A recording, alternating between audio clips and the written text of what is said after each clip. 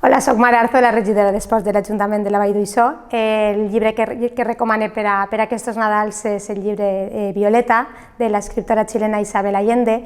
i és la història de la protagonista, Violeta, que és mitjançant una carta que escriu a una persona molt estimada per a ella, conta la història de tota la seva vida, desenganys, amors, patiments, la marxa en persones molt volgudes, la ruptura en amors, desamors, i també tracta un poc de la violència cap a les dones en el Xile i l'Argentina dels principis del 1900. És un llibre jo el recomano per a totes les edats perquè és un tema que està també, la violència de gènere,